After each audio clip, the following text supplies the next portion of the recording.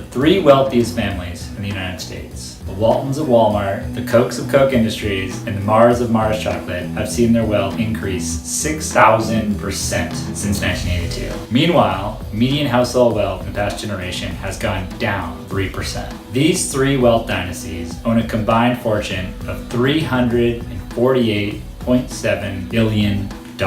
That's more than 4 million median wealth households in the United States. These figures come from our new report, Billionaire Bonanza 2018, put out by the Program on Inequality at the Institute for Policy Study. What we're witnessing today is a greater and greater concentration of wealth into fewer and fewer hands. And much of this concentration is coming from generational wealth dynasties. The inheritances from previous generations, ultra wealthy, metastasizing for this generation.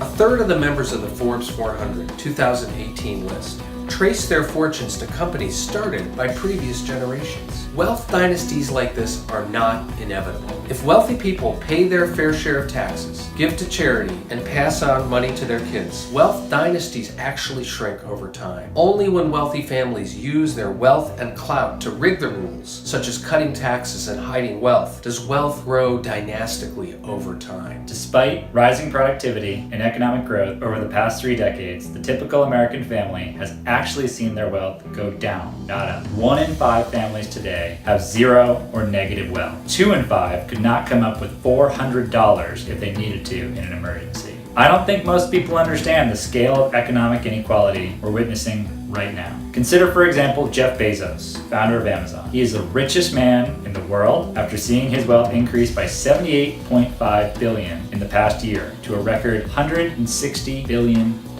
Even at the recently increased wage at $15 an hour, Amazon workers would need to toil for 2.5 million years to make what Bezos made in the last year. That's 2.5 million years. The Waltons of Walmart were the richest family in the United States with about $170 billion, still don't pay their employees a living wage.